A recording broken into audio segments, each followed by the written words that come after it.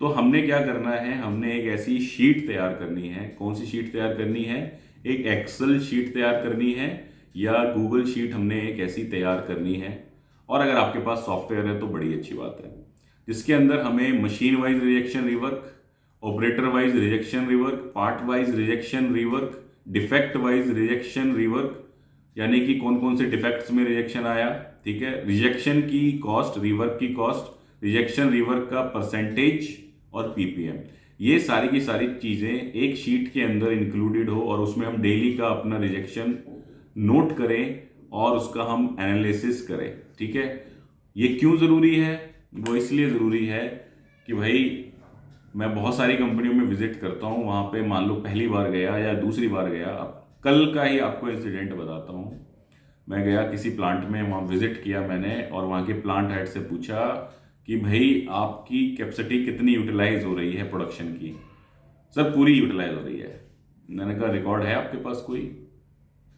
कितना प्लान दिया आपने, कितना परसेंटेज अचीव हो रहा है, दिखा दो। नहीं सर वो तो हम मुंह से बता देते हैं और रिकॉर्ड कर लेते हैं बस। मैं कहा ठीक है, तो हम मुंह से ही आपको सैलरी दे देते हैं, आप मुंह से ही जेब में पैसे रख के चले जाओ, कोई रिकॉर्ड करते नहीं। तो इस तरीके की बातें लोग करते हैं। तो अगर आपके पास डेटा नहीं है तो आप कैसे जवाब दोगे? आप जवाब दोगे कि जी बहुत अच्छी क्वालिटी है हमारी, रिजेक्शन बहुत कम है, रिजेक्शन ना के बराबर है, ठीक है, कि हमारे यहाँ तो रिजेक्शन ही नहीं है। लेकिन जब आपसे पूछा जाए कि भाई आपका पीपीएम का डाटा क्या है, कितना परसेंटेज पार्ट्स पर मिलियन मन चल रहा है आपका, आपका टॉप डिफेक्ट क्या आ रहा है, सबसे ज्यादा डिफेक्ट, सबसे ज्यादा प्रॉब्लम किसके अंदर आती है, आप नहीं बता पाओगे।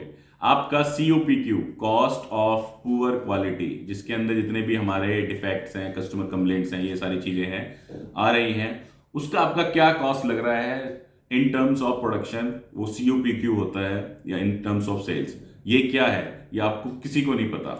ठीक है, अब मैं सबको नहीं बोल रहा हूं, मतलब जो रिकॉर्ड नहीं कर रहे हैं। तो यहां पर जो मिस्टर पीटर डगर हैं उनका एकदम फिट होता है ये quote, if you can't measure you can't manage. मैं कैसे मान लूं कि बहुत अच्छी क्वालिटी है जब आपके पास कोई डेटा ही नहीं है? तो ठीक है, एक और आपको एग्जांपल देता हूं, एक और रियल स्टोरी आपको बताता हूं। एक कंपनी है बहुत बड़ी, ठीक है, वहां पर एक नए प्लांट हेड आए। ठीक, नए प्लांट हेड आए, उन्होंने आकर के चीजों को ऑब्जर्व किया। क्या था वहां पे, सारी चीजें चल रही हैं लगभग और लोग मतलब दबा के एक तरीके से जो भी है रिजेक्ट कर रहे हैं, चीजें करी कोने में डाल दी, कोई रिकॉर्डिंग नहीं, कोई मॉनिटरिंग नहीं, कोई प्रॉब्लम आ रही है, कोई रिकॉर्ड करने वाला नहीं। तो वो आए, उन्होंने चीज़ों को देखा, एनालाइज किया, तो उनको प्रॉब्लम्स मिलनी शुरू हुई। अब उनको प्रॉब्लम्स मिलनी शुरू हुई तो सबसे पहले प्रॉब्लम हो गई सप्लायर को। ठीक है, आते ही उन्होंने क्या शुरू करा, IQC शुरू कराया, इनकमिंग क्वालिटी कंट्रोल। तो सबसे बड़ी प्रॉब्लम सप्लायर को आ गई, जी हम तो जी 10 साल से माल सप्लाई कर रहे हैं, आप कैसे प्रॉब्लम निकाल रहे हो, हमारा तो बढ़िया है। भाई प्रॉब्लम तो इसलिए नहीं निकली ना, 10 साल से किसी ने चेक ही नहीं किया, जो माल आया लगा दिया। कोई मेजर कंप्लेंट आ गई, फिटमेंट इश्यू आ गया तो पता चल गया, इसके अलावा जो आ रहा है कूड़ा कबाड़ा सब लग रहा है। दूसरी प्रॉब्लम हो गई जी, इंप्लॉयज को भी हो गई जी, आप तो जी कमियां ही निकालते रहते हो, ये फिटिंग सही नहीं हो रही, इसमें डेंट आ रहा है, इसमें बर आ रहा है। तो फिर जी उनके सीनियर मैनेजमेंट ने उनसे पूछा, फलाना फलाना जी, नाम नहीं लूंगा उनका, कि जी रमेश मान लेते हैं उनका नाम, रमेश जी जब से आप आए हो आपको सिर्फ प्रॉब्लम ही प्रॉब्लम दिख रही है, इसका मतलब हम तो 30 साल से काम ही नहीं कर रहे थे। तो उन्होंने बड़ा ही अच्छा जवाब दिया कि सर जब चीजें चेक ही नहीं हो रही थी, ठीक है, यानी कि ये वाला कोट आ गया, if you can't measure you can't manage.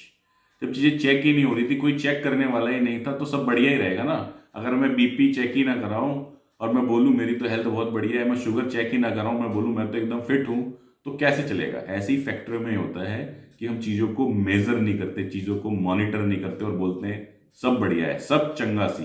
ठीक है, इसके लिए हम आपको एक फॉर्मेट दिखाते हैं कि आप डेली रिजेक्शन रिवर्क को कैसे रिकॉर्ड कर सकते हो, कैसे मॉनिटर कर सकते हो। दोस्तों आप लोगों की स्क्रीन के ऊपर जो है डेली रिजेक्शन रिवर्क रिकॉर्ड का फॉर्मेट आ चुका है, ठीक है, और इसके अंदर हमने क्या क्या चीजें ऐड करी है वो मैं आपको बताऊंगा। इसके अंदर हमने डाला है, सबसे पहले प्रोडक्ट की डिटेल डाली है किस डेट में किस आर्टिकल या प्रोडक्ट का किस कस्टमर या बायर का कितने पीस प्रोड्यूस हुए। यहाँ पे आप शिफ्ट भी ले सकते हो, मशीन भी ऐड कर सकते हो, ठीक है। उसके बाद रिजेक्शन के डिफेक्ट वाइज रिजेक्शन की, जैसे कट मार्क्स है, वेन मार्क्स है, ग्लू स्टेन है, जिपर सेटिंग है, तो आप अपने यहाँ डिफेक्ट डाल सकते हो। या शीट मेटल में अगर हम बात करें तो बर आ रही है जी, बैंड आ रहा है, डेंट आ रहा है, वो डाल सकते हो।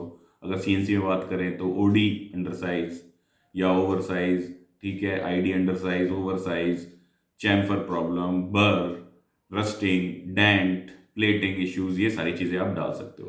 तो यहाँ पे आपने सारे डिफेक्ट डाले, ठीक है, और यहाँ पर आ गई हमारी टोटल रिजेक्शन क्वांटिटी। उसके बाद में हमने यहाँ रिवर्क वाले प्रॉब्लम्स ले लिए कि किन किन में रिवर्क हुए हैं, तो यहाँ आ गई हमारी टोटल रिवर्क क्वांटिटी। तो रिजेक्शन और रिवर्क मिला करके हमारा ये यहाँ पर डेटा आ गया। अब हमने यहाँ लिया है परसेंटेज रिजेक्शन की, कितना परसेंट मेरा रिजेक्शन है। अब इसमें भी ना लोग फोन करते हैं, सर ये फॉर्मूला आपने क्या लगाया, आपने शीट क्या बनाई। तो भाई ये सिंपल एक एक्सेल है, या तो आप बना लो इसको, या हमने बना करके रेडीमेड डाल रखी है अपने प्ले स्टोर के ऊपर। हमारा ऐप है AYT इंडिया अकेडमी के नाम से, उसमें जाओ, डेली रिजेक्शन रिवर्क कोर्स के नाम से होगा, वहां से एक शीट डाउनलोड करो, यूज कर लो। जब आप दिमाग लगा ही नहीं सकते, आप इतना ब्रेन यूज ही नहीं कर सकते, भाई परसेंटेज रिजेक्शन के लिए क्या फॉर्मूला लगेगा, यही तो लगेगा कि कितने पीस रिजेक्ट हुए और कितने में से रिजेक्ट हुए, मल्टीप्लाई बाय 100 तो परसेंटेज रिजेक्शन आ जाएगा। अब टोटल के लिए क्या फॉर्मूला लगेगा, इक्वल टू सम लगेगा।